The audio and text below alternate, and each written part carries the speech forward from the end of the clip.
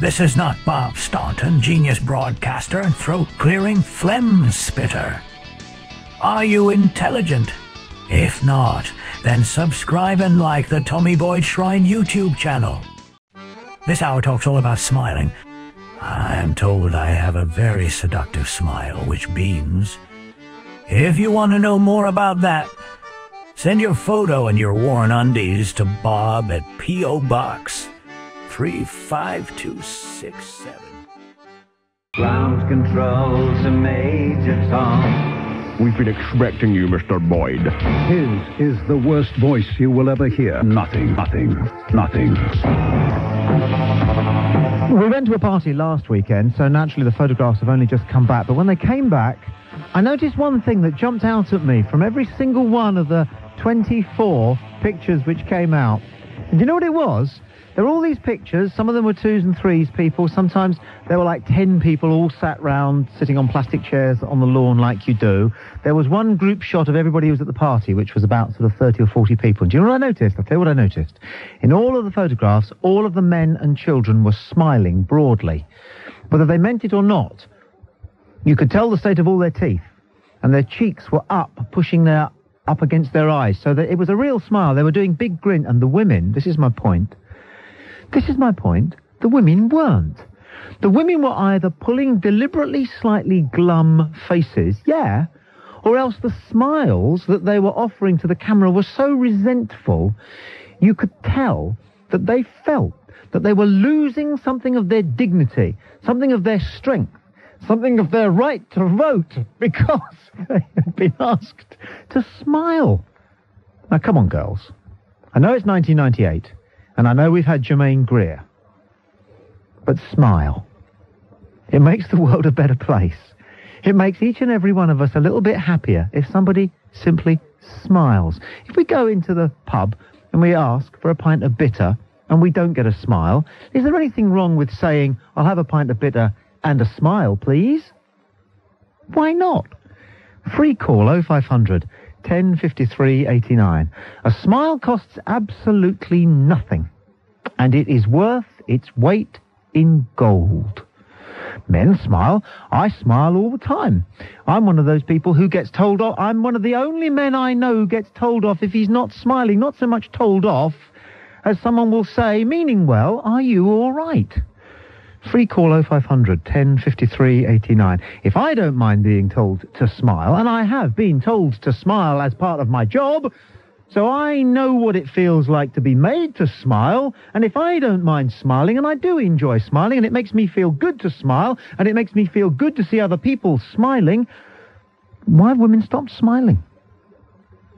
Well, I mean, is it a conscious conspiracy? Was there some subtext in everything that Germaine Greer wrote, and the rest of them? From Germaine Greer to Janet Street Porter, the women who have done a grand job in explaining that there is more to being a woman than cleaning saucepans and doing the ironing. That was an important and a profound message, which was well worked and well directed and well received by the men of Britain. But that doesn't mean to say you don't have to smile. It doesn't mean to say that you can't give us a cheerful smile if we happen to catch your eye across the top of our racing post on the train in the morning. Free call 0500 1053 89. The message is simple. The message is this. Come on, girls. Make my day. Give me a smile. I'm Tommy Boyd. This is Talk Radio. There is a good argument for listening. Talk Radio. I have seen the future of radio. The Tommy Boyd Show. Ho, ho, ho.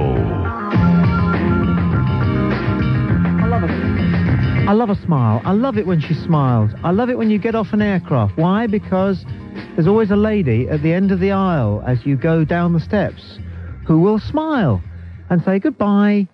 Goodbye, thank you. Free call 0500 1053 89. I'm not so keen on men smiling if I go to the bank and I'm paying in a cheque and the chap doesn't smile. I don't really notice that. But if I take my cheque to a window and there's a lady behind, I do like her to look up. I do. I just do. and give me a smile. It makes me feel better. It doesn't demean her. I don't think any less of her. I don't think I'm superior to her because she smiled at me first. Sometimes she looks up and sees me smiling and then just looks straight down at my checkbook. Free call 0500 10 53 89. Nick calls from Edinburgh. Nick, you're on Talk Radio. Good afternoon. Nick, start again. Sorry. Sorry, I'm a bit like you. I also have to smile because it's part of my job. Really? What do you do? I work in a hotel, in the restaurant in a hotel. So you're supposed to And smile. 6:30 in the morning, when they come downstairs, they want to smile. Yeah. And at 11 o'clock at night, they want to smile. But some of the ladies I work with just don't smile. One girl I've worked with for over a year, she smiled once, I think. She just doesn't want to smile. Have you talked to her about it? I actually I had to sit down with her once and say, look, can I ask why you don't smile? And she just said, I don't like smiling. It was like that simple. And I was like, but it's not that simple, because like you said before, a smile costs nothing. When you go to America and you walk into a hotel or a bar or a restaurant or you, I don't know, you get on a plane, everybody's smiling. Oh, yeah, no, it's brilliant. And nobody feels demeaned by smiling. Not at all. But having said that, though, I'm, again, with a bit like yourself, because the job, do you not feel sometimes people expect you to smile all the time, though? Yeah. But sometimes you don't want to, and you think, why should I? Doesn't matter. But then you think, well, yeah, fair enough. A smile's a smile. It doesn't cost anything. It's a couple of muscles, and that's it. I think everybody who works in any shop or any service industry or anything allied to the service industry, even lorry drivers, when they're dropping off, right, they should be required to smile to the people they have to interface with. Maybe that's why Americans have always got such good teeth. Maybe that's why... Because, all the kids have dentures and all braces and things, sorry. Maybe that's why they're streets ahead of us at everything. Maybe. I would have thought in a hotel, Nick, your colleague would have been quietly taken to one side by one of her bosses. Well, and told, it's been going on for a long time, and it's just that she just doesn't smile. But she does the job very well. Take nothing away from her. She does the job really well. She just doesn't smile. I'm grateful for your call. Martin calls now from Cheshire. You're on Talk Radio, Martin. Good afternoon. Good afternoon, Tommy. Martin here. Tommy, did you know it takes 16 muscles to smile and 32 to frown? So smile and save energy. Yes, I suppose there is that cliched way of looking at it. Are you smiling at the moment? Oh, indeed I am. I'm talking to you. Can you talk through a big smile? Oh, indeed, yes. Smile and everyone's happy. Yes. Yeah, grey skies overhead, so we'd love to smile about. But it's not us men that I worry about. Indeed not, Tommy. I totally agree with you. No, it's the ladies, isn't it? Indeed, yes. Do you suppose we've given them the impression that when they smile at us, they're sending out the wrong signal? I think so. I think you've hit the nail on the head there, Tommy. Yeah. Thanks for your call. Sam's on the line from Norfolk. Sam, you're on Talk Radio. Good afternoon. Good afternoon, Tommy. Hello, Sam. Give us a smile. Oh, I've already got one on. Fantastic. I was just phoning up to say us ladies do smile. But not enough. Well, I don't know. Every time I smile, I always get a smile back. But women generally aren't smiling enough. Ooh. If you're not smiling as much as, for example, my mum's generation. Oh, I don't know. I'm sure of it. Are you sure? Women don't smile as much as they used to. Maybe the last caller did have a point. Supposing you're at a party and your husband starts talking to another husband. Well, time was when you would sit there and listen to your husband talking and smile. Yeah. With what your husband was saying. Well, you don't, do you? Well, no, because I haven't got a husband. Not the point. You know what I'm saying here? Well, no, usually at a party you're smiling anyway. But women don't. That's my point. You heard what I was saying about the photographs that came back from the party a week ago. Yeah, I was rather shocked, actually. Well, you have a good look through your collection of photographs. I bet you've got plenty of them. Yeah, I'll have to get them down from the attic again. Why do women take so many photographs anyway? I don't know. Maybe women are embarrassed of the camera. I don't think so. I don't know what it is. It's almost some desire to hold on to every moment that passes. Yeah. Or maybe to get an accidental picture of a ghost and never have to work again. I don't know. Well, I still think women can smile plenty. But not enough. It's as simple as that could be true for all of us, though. Have you ever asked a man to smile? I don't think so. I tend to just smile, and then you tend to get one back anyway. Have you ever gone into the greengrocers and said a pound of apples and a smile? No, I haven't had to. So men do smile at you in the greengrocers? Yeah, but so do women as well. Women smile at you in the greengrocers? Well, maybe it's just men who aren't getting as many smiles as we'd like. Yeah. I think it's down to the person having to do it first. Yes. Do you mind the odd pat on the bottom from a semi-stranger? Do you know, I don't... Does it happen? I'm just trying to think. If you have to think, the answer's no. Not from a semi-stranger, I don't think. No. No. It's a tricky business, isn't it? It is. I put my arm on the shoulder of a lady not long ago who I was having to explain a fairly important fact of life about work to. And she put me in an arm lock. Ooh. And I'm not joking. She put me in an arm lock and it hurt. And I let her get on with it because I thought, oh, crikey, she's taken this the wrong way. Yeah. So it's a tricky business, being a bloke in 1998. Yeah, I do sympathise with these gentlemen these days. Oh, it's very hard to know the right position to take. All I'm asking for is a nice smile. Yeah. Well, I think the more we do it, the more we'll get it anyway. Lou Smiles calls from Warminster. Hello. Hello, Lou. You're on Talk Radio. Hello, Tommy. Hello. Hello. Hello. You're driving, aren't you? Yeah, I am. You're like Gerald Ford. I just want to say I don't think anybody smiles enough. Well, I do. Yeah, well, I do because my surname's Smiles. That can't be the only reason, I hope. It is. Not a very good reason, is it, Petal? Well, just ring up. And people driving along, they don't smile neither. What happens if you smile at cars as they go past you? They just look at it, so you're a bit odd. Yes, exactly. So maybe you're wasting your smiles by doing it all the time. All I'm asking for is a smile in the right place. Well, yeah, but I don't think... People are too miserable, Tommy. Life's too short. Now we're getting there now, aren't we? Yeah. Yes. That's all I wanted to say anyway, Tommy. Yes, you're very distracted. You carry on driving. Drive safely. Jemmy calls from Birmingham. You're on Talk Radio, Jemmy. Afternoon. Oh, hello. Good afternoon. Jemmy. Yes. I agree with you. Hello? Good. Yes? I agree with you about the smiling issue because it's just you know, I guess you were speaking earlier with the gentleman who was angry about the supermarket. Yeah. Yeah, you seemed to me that you was sort of wanted to let him know some of the right things that should happen. Well, let's take that as agreed, okay, yes? Yeah, because I agree also that ladies such as the lady who was speaking earlier on about she keep her money at home and she keep only the credit card in her pocket. Yes? Some ladies in particular really find it difficult to deal with money because they feel threatened that they're going to get stolen from them. True enough, Jimmy. Yeah? You've taken notes, haven't you? No, yeah, I take note of these things, yeah. Good, marvellous. Okay, what's next on your list then? It's what you was... Say it again? What you were saying also about the smile just now, because I've been following your program, is filling really, is very filling and fulfilling your program. It's first time to hear this program now.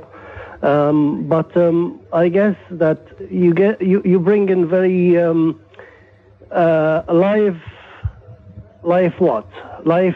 stressing issues and. I'm taking notes now, Jimmy. Pardon? Nothing. Sorry, nothing. What? Sorry. No, I said I'm taking notes now. Oh, okay. Well, I agree. Yes, I was talking to the lady who's assisting you there now, and I told her. She said, "Why should ladies smile more?" I said, "Well, because ladies really make the day for men. And if I'm right, as you was talking earlier on, Tommy, you were speaking in a bit of Christian manner, which I do appreciate.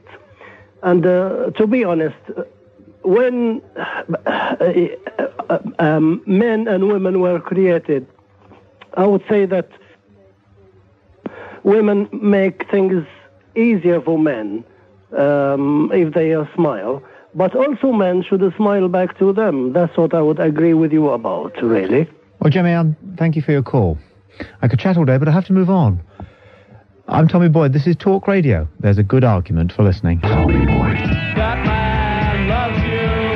That man cares for you. Tommy Boyd Show.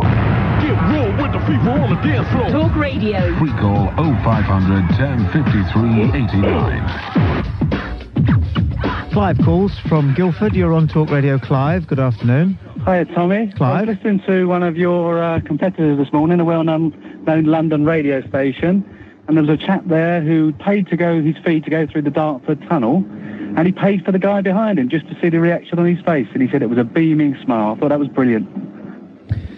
Thanks very much indeed, Clive. Free call 0500 1053 89. Peter calls from Birmingham. You're on Talk Radio. Peter. Peter, hello. Hello there, yes. Peter. Yeah, I would like to speak to you concerning, is this angry line that I can speak to people about things that make me angry? No. Well, what is this line about? The line? This, radio station. Yes? I'm very angry about something. I was wondering whether you'd be able to help me. Yeah. I'm very angry about the Manchester Death Bin. Have you ever heard of the Manchester Death Bin? I'm sorry? It's an organisation with a court and 3 judges. They're based in Cheetham Hill in Manchester. And they're called the Death Bin because they arrange with the deaths of all people. And they make a lot of trouble for people. And I was wondering whether you know anybody who could sort out people like these, because they've gone and got themselves registered as a religious court, so nobody starts with them. But then they go up to people and swindle them into all sorts of legitimacies, and they make them owing a lot of money to other people. And are you all right there? I'm all right, but I'd like to tell you my name. I'm worried about you. No, he's gone, you see. That's a pity. I thought I might be able to save his life, like sometimes people do on the radio, because perhaps he was teetering on the brink, and I could have pulled him back and saved him for society, for humanity. Another nearly lost soul saved by the power of radiotherapy. Ah, well, maybe next time he calls. Yvonne calls from Mersey. You're on Talk Radio. Yvonne, good afternoon. Good afternoon, Robbie. I'm driving along the M25, or should I say crawling, in my brand new Mercedes van, which has given me lots to smile about, and not one person is smiling back at me. No. I'm trying it out, but really they're not. We're driving at 5 miles an hour. Perhaps you have this extraordinary knack of offending people, even though you're trying to be nice. Well, maybe in my car I do, but for my living I sell vases to florists, and I can assure you that if I didn't go through their doors with a beaming smile, I wouldn't get a sale. Do you get their names right? Oh, yes. Well, why don't you get mine right then? Why? Who did I call you? Robbie. Oh, sorry. No, I'm Terry. No, you're not. Anyway. No, you're right. I mean, smiling is an important part of your job, isn't it? You poor lot. I'm fading on my phone. If you lot don't smile, you're not going to make a sale. All right, bye. Marsha calls from London. You're on Talk Radio, Marsha. Hello there, Tommy. Hello. I'm really surprised by what I've been hearing this afternoon. Me too. It's just a few extraordinary, calls isn't it? back. You had someone on saying that women should smile because it makes things better for men, and that women make things better for men. And then there was you with I put my arm around a girl and she gave me an arm lock and I was surprised. I mean, what's going on? I mean, you know, what is this? I mean, why are you so surprised that the girl gave you an arm lock? What are you putting your arm around her for? Well, I put my arm around people if I'm worried that they're going to be upset. No, just give them a smile, Tommy, and reassure them that way. Well, I didn't feel that because of the gravity of what I had to say, that a smile was going to be enough. Or just use some other form of body language and lower your tone or something. Why? But, I mean, what's wrong with the palm of my hand? Well, I mean, I used to work in a job, okay? Every time we scored a hit, every time we did something really well, one of the supervisors would come up and give us a pat on the back.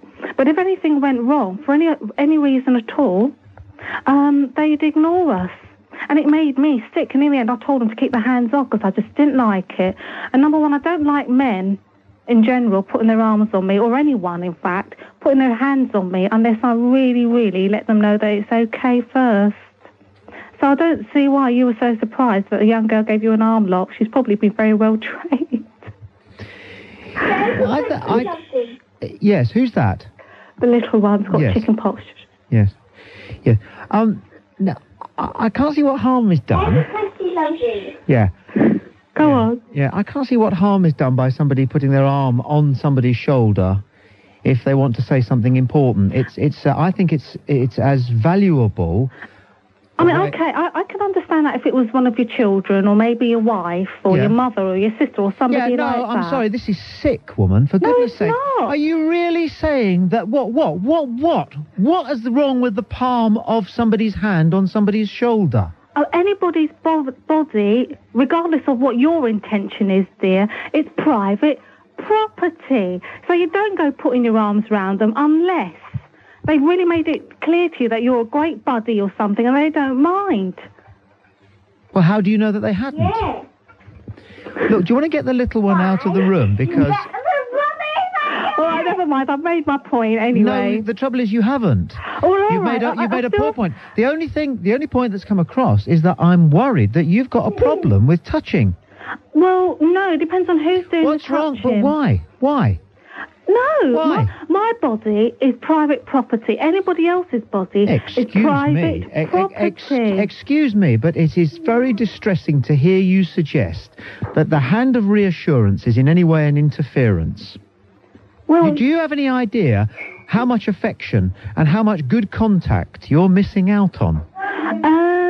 Do you not know that there is nothing more therapeutic than a cuddle or a hug or a socially acceptable... I agree with you, Can Tommy, I finish a sentence? Okay. And you listen to what I'm saying, because I don't think you do agree with me, and I think you're living a very lonely life. There's nothing more socially acceptable than a descendant of the hug or the cuddle amongst colleagues. Tommy, I agree with you, but as far as I'm concerned, it's only certain people who are allowed to do that. I'm not talking about you. Well, I think it's the same for everyone. No, it isn't. Well, that's why we'd have to You're not a student. No, we don't. Let's agree on what we can agree on, which is that you might well be something of a student of yourself. But that doesn't qualify you as a student of humanity, does it? Well, as far as I'm concerned, Tommy, you have no right to go putting your arms round young ladies. Simple as that. And if they don't like it, you shouldn't be surprised, you know. No, you're wrong. I'm not going to take your advice. I reject it. Wholesale, I will continue to act in a friendly and caring manner. And your child suggesting that I should be shot suggests to me that the next time we do a phone-in about bad parenting, we'll bring you to the front of the queue on that one as well, because I reckon there's a lot of good advice that you need. The child can't hear what I'm saying, Tommy. No. But we can hear what the child's saying. Yeah. And what did the child just say? Telling me should be shot. Yeah, lovely. Doesn't mean anything, Tommy. There. Never mind. Bye. You carry on your happy world. Marsha from London. Dave calls from Derby. You're on Talk Radio, Dave. Afternoon. All right, Tommy. Dave. How are you? Never been better. How are you? Oh, excellent, mate. Quite the same. I was just wanting to say that I think what you said earlier on about women getting mixed messages from smiles and perhaps touches as well is quite true. I think, especially these days, people do sort of tend to think that you're in it for something else rather than just to be an amiable, nice, smiley, sort of sunshiny person. Yeah? Mm. So I think you're right, basically. That's all. Just going to sum that up. Gillian calls from West Drayton. You're on Talk Radio. Gillian, hello. Hello. I think I would be a bit upset if someone was putting their arm around me and talking to me in the same patronising way that you sound like you were talking to the person on the telephone. I had to speak to her with much gravity and I would be annoyed if someone did that. I did, because she'd been a dipstick Well, yeah, but And we were all allowed to be dipstick. No, you're not. Not at work, you're not. You can get booted out onto the pavement for being a dipstick at work. Yeah, but you don't need to patronise somebody. You could just say... Yes, you and do. it is very patronising to do that. I've had my arse slapped, and I've had people do exactly the same thing at me to work, and what you want to do is just smack them one back.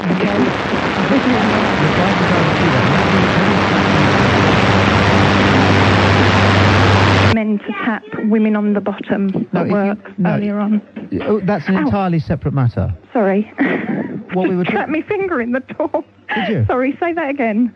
Yes, what we were talking about a moment ago is just one specific incident that happened to me. I had to explain something in fairly forceful terms to somebody, all right, and there were a lot of people in the room, and I had to do it quietly. So I had to be very close to the young woman in question. No, you could just say, could I have a word, and go somewhere else and tell her. No, again, that wasn't possible. That wasn't practical. Otherwise, of course, I would have done that. But if you say to somebody, can I see you in an office somewhere privately? No. No, what do you mean That's no? all right. That's all right. Come here, I'd like a word, please. That's very professional, and anyone would appreciate that far more than having the arm put round them and that I have to say this to you and da-da-da-da-da. I would hate that. No, well, that's not what happened. Oh. Again, you see, like so many people, and like the last caller who happened to be a woman, what you're doing is you're imagining something that happened to you is what happened between myself and this woman. We often make that mistake. We often think when we hear somebody telling a story that it must be the same thing that happened to them about a year ago. So we choose our vantage point according to what our own experience was, rather than making inquiries about the circumstance of the other incident. Well, no, that's why so many misunderstandings occur. That's why so many people end up in court. Oh. Yeah. Free call 0500 10 53 89. Kevin calls from Crawley. Kevin, you're on Talk Radio. Good afternoon. Afternoon, mate. Kevin. Now, I was at my brother's 40th party on Saturday night. Now, what was the duty of all the men there on that night? Tell me. To have a fantastic time, have a bit of a jolly up, few beers, great time. Now, what was the duty of all of the women there? Remind them.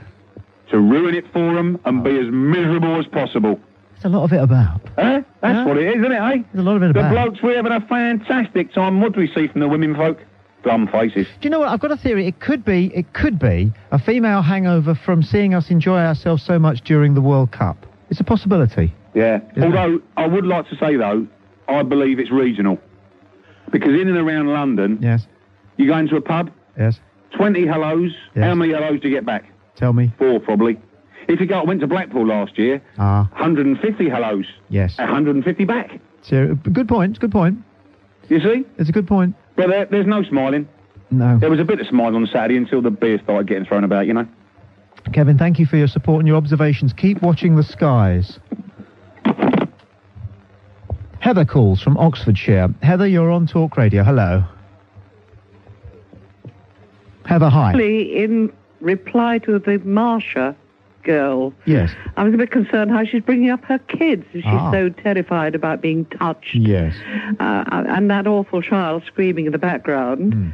I mean, I'm on my own. I'm a widow. Oh, I long for somebody to put their arm around my shoulder and just give me a hug and say, it'll be okay, girl, don't worry. Yeah. There's nothing like it. There really isn't. But these days, we're so terrified to touch someone else in case we're accused. I'm getting that way. I run a football school on a Saturday morning, and one of the youngsters, very, very young, suddenly had a panic attack at about 10 o'clock the other Saturday morning because his mummy had gone. Well, they do. Yes. And so he was standing there in tears.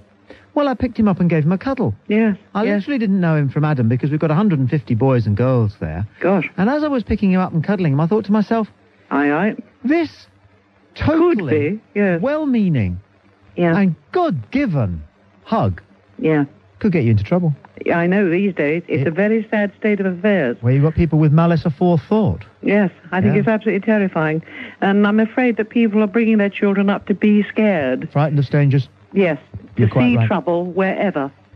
I've seen the eye of suspicion thrown back at me from 14-year-olds on the train if I've had to listen to their conversation and then they look up and look at me. Yes. And I said to one couple, so did you have a nice day at the museum then? And they both clammed up and glanced across the carriage. This was a crowded carriage. To see if their mum thought it would be all right for them to reply, yes, thank you, to the stranger. Isn't that sad? It's very sad indeed, sad? and I dread to think in, a few years' time, no one will be able to speak to anyone, can't pass the time of day in the street or standing in the bus queue or even in the supermarket. I never thought a woman would call and say that it's quite right for a woman to react badly, viciously, I may say, viciously. Yes, she was. She sounded vicious. No, this was the woman at work. To me, putting my hand on her shoulder to reassure her that what I had to say was important, but that I didn't want her to be upset. That's what the hand on the shoulder meant. That was all. Yes. I mean, and she put you in an arm lock. Yeah. Are there women who actually think that some men get kicks out of touching somebody on the shoulder? I suppose they do. I mean, I have to tell them that the shoulder is not a thing for me. No, but I suppose, you see, they think that's the start of. Yeah, perhaps. And therefore, somebody's brushed against me. And, go away, don't touch me. Yeah. It's terrifying. Yeah. It really is. It's a sad old world in many ways. And Heather, if I was there, I would give you a big hug. Oh, and I would accept, because I need a hug. When you're on your own and you're a widow, and you come in and the house is quiet and there's no one, as I say, to put hand on shoulder or smile at you, apart from the pusscat, thank heavens, then maybe the young lady who phoned Marsha, she might think about that. Heather, thanks for your call. Stuart gets the last word on this one in Brighton. You're on Talk Radio. Hello, Stuart. Hello, Tommy. Well, voice of reason once again. Yeah. I cross the road late at night if indeed a lady's walking on her own, so I don't give her the impression I'm going to intimidate her. But I'm also a very tactile guy. I hug men, I hug women, and I put my hand on theirs just to get a point across, or I like that kind of contact. It never goes any further, and I think we're losing that as a society. And it's a very saddening point. Stuart, thanks for your call. It's 20 to 5. I'm Tommy Boyd, and this is Talk Radio, where there's a good argument for listening. The DHL Global Challenge. Everything with DHL Worldwide Express. We drove across 3 counties on Sunday. We drove down leafy lanes, lovely. We drove down B roads, brilliant. We drove down A roads. They were affable. And dual carriageways, delightful. And then we got on the motorway. Misery. Motorway misery. Free call 0500 10 53 89. They spent a fortune on these enormous, never-ending slabs of tarmac, or in the case of the one that we were on, concrete, with potholes literally every 20 feet. But it's time they sorted out our motorways. For a start, I say there should be guide speeds for each lane. You're going along, and suddenly there's some traffic ahead, and you see on the lights over the motorway, 50, 50, 50. Why? Why is that? Nobody travels in the same speed in the fast lane as they travel in the slow lane. And since they've got the lights and they can no doubt separate the signals that the lights display, why don't they have 30 in the slow lane, 40 in the middle lane, 50 in the outside lane? Because that's how people drive and that's how people want to use motorways. And while we're about it, we don't just need to regulate for each lane the speed at which people drive when there's a traffic problem, when they're on a motorway. Surely we should have a guide speed of 40 to 50 on the inside lane, 60 to 80 on the middle lane. And in this day and age, when most cars are built to travel and cruise at 130 miles an hour, and perfectly safely come to that, oh yes, speed kills, but isn't it more a case of zigzagging from lane to lane that causes the accidents, that cause the mortality? We need to reduce the amount of zigzagging from lane to lane that takes place on motorways, and we need to offer people who've got the cars and the common sense to drive at a sensible speed the opportunity to use the outside lane, call it the fast lane. People quibble when you call it the fast lane, but call it the fast lane as it should be used. Free call 0500 10 53 89. You're on a motorway now. You know what needs to be done. You've driven on a motorway recently, in the distant past. You know what needs to be done. Free call 0500 10 53 89. We've got to do something about the surface. That's just a matter of money. We've got to do something about the way that people drive on our motorways. Now, how about this for a proposal? Traffic wardens work. They work in our high streets. They work on our small roads. We don't got no traffic wardens on our motorways, and that's where we need them. One lone police car patrolling from junction 7 to junction 27 isn't going to be able to do the job of making sure that people drive properly when they're on the motorways. So, here's the plan. We put our traffic wardens in high-visibility cars, say tall orange ones, I don't know what make, preferably British, if we still make any cars. And they travel the middle lane at a steady, sensible 65. The traffic warden in the passenger seat has got a pair of binoculars to check the registration numbers of the cars that aren't behaving themselves, and the lorries come to that, and a Polaroid in their lap so that they can take a photograph of the monkey business. And overnight, we've seen the last of the tailgaters and the tortoises and the contraflow lane changers and the bully boy juggernauts, and the list is endless. Free call 0500 10 53 89. It's time they sorted out our motorways. DHL Worldwide Express won't let you down. Mum, what's Dad doing in the... And Richard calls from Runcorn. You're on Talk Radio, Richard. Hey, Tommy, mate, all right? Never been better, you? Yeah, not so bad. I'm travelling on the motorway at the moment, and I just thought I'd tell you, a top man, I agree with you. I use motorways every day in my life, and there should be 4 lanes now on every motorway, and the 2 nearest the curb, nearest the near side, should be the same speed. And I think there should be a fast lane, which should operate speeds between 80 and 120, because we're in a modern world, and we've got modern drivers. On your first point, Richard, you're driving on a motorway, it's got 4 lanes. Say that again, Tommy? You're driving on a motorway, it's got 4 lanes. Yeah. How many parked cars are there on the hard shoulder? Oh, at least. This morning I counted 6 on one motorway. On the motorway that you're on the moment? On the motorway? Yeah. Could cars that have to pull over pull off the hard shoulder and onto the grass surround? There's 3. Could they move off the hard shoulder and get onto the grass next to the hard shoulder? I've lost you, mate. I didn't think it was that complicated. That hard shoulder's there. It could be used. It could be used on stretches of the motorway where if a car were to pull over because it was overheating or whatever, they pull over onto the grass next to the hard shoulder. In fact, if they can get 6 feet off the hard shoulder, they're safer there than they would be on the hard shoulder. It's a huge resource, the hard shoulder. Robert calls from Shropshire.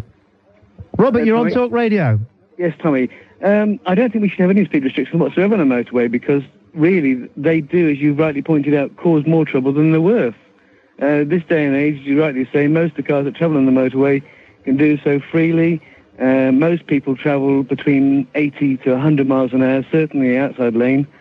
And quite honestly, if we just de-restricted it altogether, it would make it a lot safer. It's funny, isn't it? They've got a blanket 55-mile-an-hour limit in the United States, and no limit at all on the German autobahns. Is that still the case? As far as I know, yes. I mean, I've driven both in Germany and in the United States, and I feel that whilst there is an obvious good reason to have a lower speed level at, say, peak periods when there's heavy amounts of traffic, there's also a good argument, I would have thought, to say that there shouldn't be any speed restrictions at all on, say, for example, the M6 going north of Junction 16. That's your one, is it?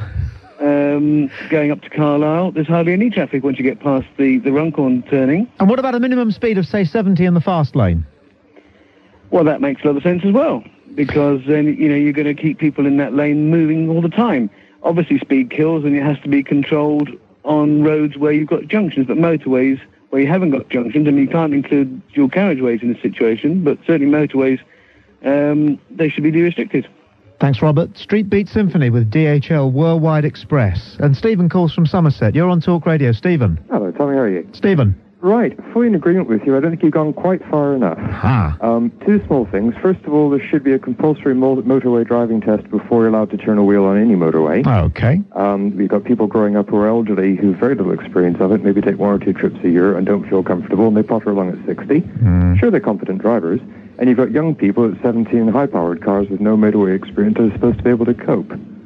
The second thing I would say is, yes, de-restrict the speed limit, but take it further. Have a minimum speed limit of 60. Because speed does not kill. Difference of speed kills.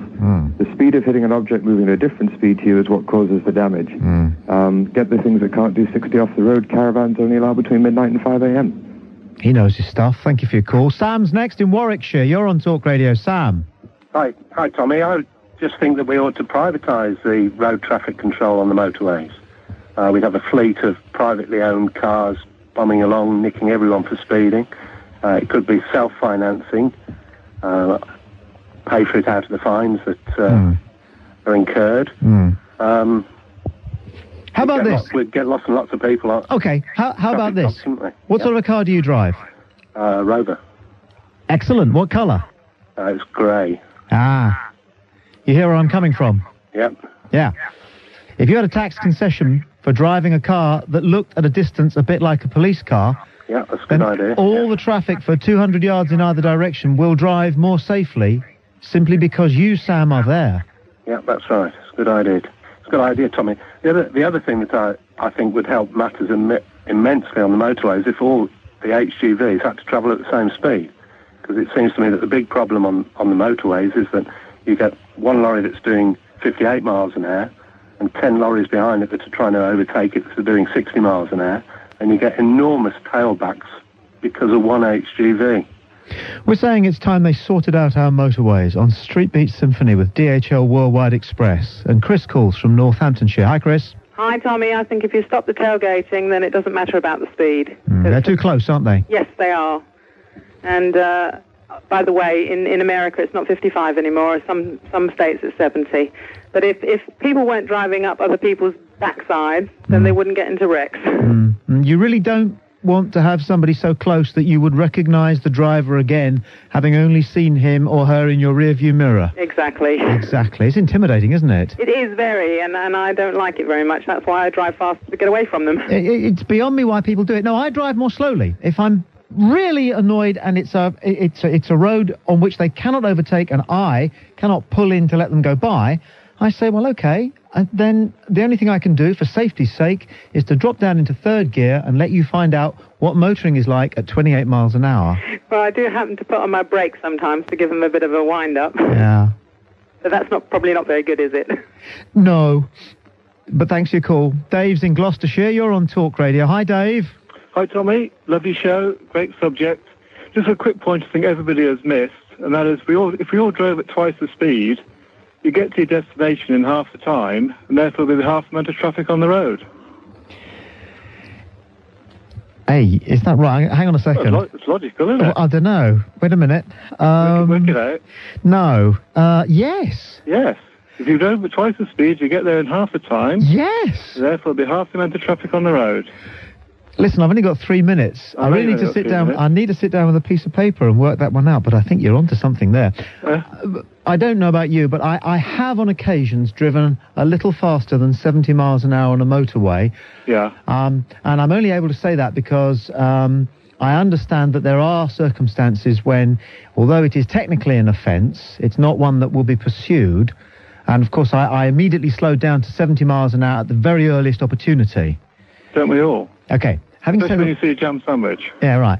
Having said all that, Dave, I don't really like driving that fast. No, I think a sensible speed on the motorways these days is somewhere around about 85 to 90 miles an hour.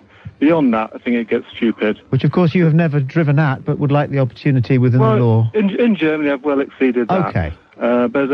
Yeah, it's a sensible, comfortable speed, which today's average person and average cars are quite capable of handling. Aren't they? And, you know, the motorways today are abysmal. They really are. Everybody's said the right things about it for the last hour. They're a joke. And they're the same wherever you go. The only ones that are free of any traffic to a large extent are in France. Well, it was a DHL 15 minutes, actually. They'll be pleased to know it sounded like an hour. Ian calls from Chippenham. Ian, you're on Talk Radio. Good afternoon. Good afternoon. Hi. What I think they should do is have cameras on the motorway, and then people who are going far too fast, they can catch them. And then people who are going too slow as well, they can catch them too. So everyone can drive a sensible speed, and that'll get the traffic moving properly. Somebody was saying to me the other day that speed traps on the motorway can be a danger. Because motorists see the speed trap and slam their anchors on. Well, I think what happens is usually these sort of give 10% either way, don't they? The speed cameras. Because sometimes you can go through at 75 and it doesn't click or anything. I'm just worried about people's behaviour in their cars when they realise that there's a hairdryer on the bridge over the motorway. I can understand that point, but I think generally most people and that would follow within the boundaries, really. Last word on this one goes to Malcolm in Leeds. You're on Talk Radio, Malcolm. Hello, Tommy. Great show, lovely listening to it. I think the only way to get any sense on the motorways is to police it. You've just had one guy on his mobile phone. I'd just like to pose the question, what was he concentrating on? His mobile phone in your show, or the actual driving on the motorway? It's a good point, well made and well taken. I'm Tommy Boyd, this is Talk Radio. Signed, sealed, delivered. DHL Worldwide Express. Talk with you from 3 tomorrow. Peter Dealey is next. This is definitely not Bob putting a funny voice on. Click like and subscribe to the Tommy Boyd Shrine YouTube channel, and we may get more Bob Staunton. Now, if you'll excuse me, I am going to stick laxatives in Tommy Boyd's coffee. If he won't call it quits, I'll make him strain with the squits.